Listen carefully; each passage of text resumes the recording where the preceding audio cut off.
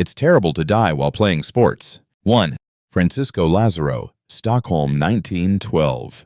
Marathon. It's Stockholm 1912, bright sun, crisp flags, and a Portuguese kid carrying his nation's hopes and a very bad idea. Francisco Lázaro, 21, a working-class cobbler turned marathoner, steps to the line with his chest and arms slicked in wax and grease. Why? Fashion and folklore. Look sleek, block the sun, maybe shave seconds.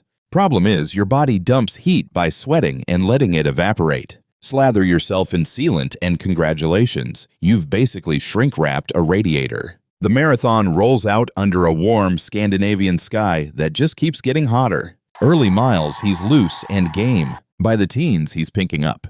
By the 20s, his engine is cooking. Salt drains out, the heart starts beating like it's late for a train, and the brain gets that fuzzy carnival mirror look. He staggers. Spectators say he's mumbling nonsense and veering like a car with one bad tire. Around the 30-kilometer mark, he simply folds. No dramatic faceplant, just gravity doing what gravity does when the CPU overheats. Officials haul him to the stadium infirmary. He's burning up, skin dry and hot, the opposite of what a marathoner should be. They try the 1912 version of everything. Cool him. Fluids. Prayer. His muscles twitch. His breathing is shallow. His pulse is a drum solo. Through the night he fades, and by morning he's gone. Call it exactly what it is. Catastrophic heat stroke and electrolyte collapse, massively assisted by that genius decision to waterproof himself. There's no twisted wreckage, no gunshot wound, just a body that cooked from the inside until the organs tapped out. When they move him, his face is waxy. Irony noted, his lips pale, his chest still. The stadium that roared for medals now hums with funeral arrangements. Lázaro becomes the first athlete to die during the modern Olympic Games, and he does it in the quietest, ugliest way possible. Not beaten by a rival, but by physics. The aftermath is embarrassingly simple. Don't block your pores. Respect heat. Salt matters. Yet the image sticks. The flag bearer who marched proud, then tried to run a marathon inside his own DIY sauna. You can romanticize grit all you want. Thermodynamics does not care.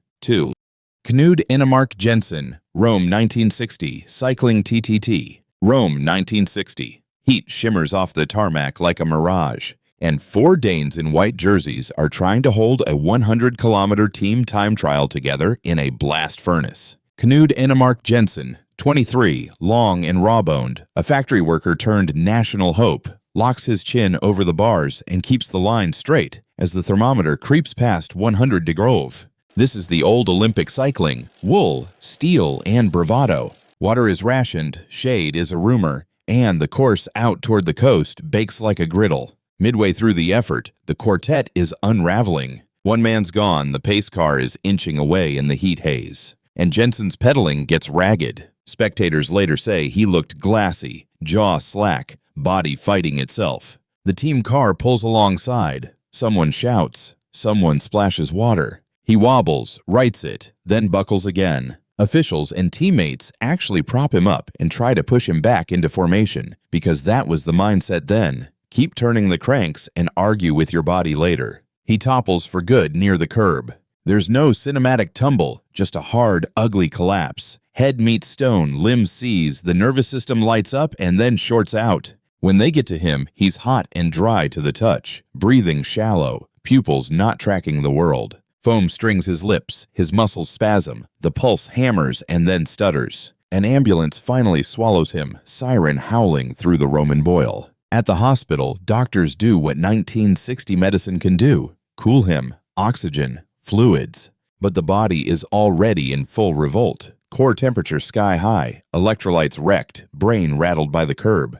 By evening, he's gone. The death certificate reads what any ER doc would recognize. Catastrophic heat stroke, complicated by a skull fracture. But the fallout doesn't stop at heat. In the days after, Denmark's team staff admit Jensen had been given Roniacol, nicotinol alcohol. A vasodilator writers pop back then like it was aspirin. Rumors of amphetamines swirl for decades. Some insist, some deny. The official autopsy doesn't pin it. But the narrative hardens into the real lesson. You can't play chemist with a human engine in triple-digit heat and expect a happy ending. The scene they leave behind is quiet and obscene in its simplicity. A pale jersey stained dark, a wheel slowly ticking in the gutter, and a young man whose heart and cooling system were pushed past the red line because quitting was not on the menu. Jensen's death, along with the era's other miracle pill collapses, finally shames the Olympic movement into building a medical commission and drug testing that would debut in 1968. Too late for him. His Olympic story ends not with a sprint or a medal, but with a physics lesson written in sweat, stone, and a hospital sheet pulled over a face that was 23 years old. 3. Ross Milne, Innsbruck, 1964, downhill training. Innsbruck, January 1964. The downhill course on Patrickhoffel looks like a white freeway to nowhere, wide, hard, fast, and lined with pine trunks that don't blink. 19-year-old Ross Milne, a rising Australian who learned speed on wind-blown ice back home, slips from the start hut for a training run. No crowd roar, just the hiss of edges and the blunt thud of gates he's snapping in half as he builds speed. This is the 1960s version of safety. A few straw bales, a rope line, spectators closer than they should be, and head protection that's more suggestion than armor. Halfway down, the gradient steepens and the surface turns from firm to vicious. Milne tucks, skis hunting for a clean line in the ruts. Then the course serves him a bad joke. Traffic on the perimeter, people too near the netting, a jag of terrain that punts his skis off a true edge. He's doing highway speeds when the line unravels. One tip bites, the other skips. And the next frame of film is violence. He's catapulted off course, past the flimsy fencing, into the trees that define the mountain's edge. The stop isn't a slide, it's a sentence. Rescuers reach him fast, but physics got there first. His breathing is shallow, then not at all. The pulse flutters, then fades. He's pale, unresponsive, with the telltale slack stillness that every patroller dreads. They work him on the snow, oxygen, and compressions in the cold air, then sled him down to an ambulance. At the hospital, there's nothing heroic to be done. Massive head trauma, internal injuries, the kind you don't negotiate with.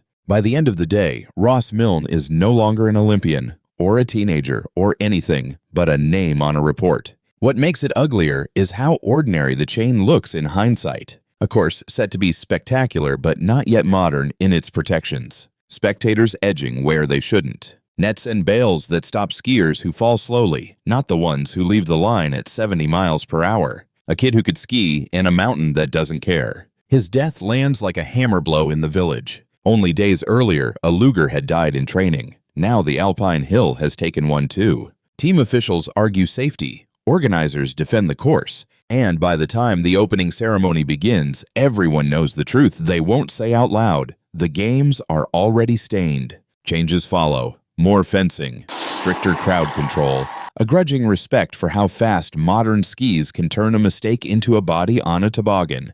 But none of it rewinds that afternoon. Ross Milne's Olympic story ends not with a finish time, but with a crash site on the edge of a forest, and a reminder that the difference between daring and fatal is sometimes one rut in one tree. 4. Kazimierz Kay-Skrzypeski, Innsbruck, 1964, Luge training. The Winter Games hadn't even started when the luge track at Eagles collected its first debt. Kazimierz Kay-Skrzypeski, a Polish-born luger competing for Great Britain, was making a training run on a brand-new Olympic course that looked more like a concrete waterslide with straw bales than a purpose-built venue. Luge was debuting at the Olympics. The guardrails, padding, and medical protocols were very much not Olympic grade. Kay dropped into the chute, belly up on a tiny sled with steel runners and a prayer, letting gravity wind him up past highway speeds. Somewhere low on the course, where the bends stack up and the G-forces turn your peripheral vision into a tunnel, he lost his line by inches. At luge pace, inches are a death sentence. The sled skipped high, clipped the wall, and spat him into unforgiving structure. No air fence, no catch net, just physics and plywood.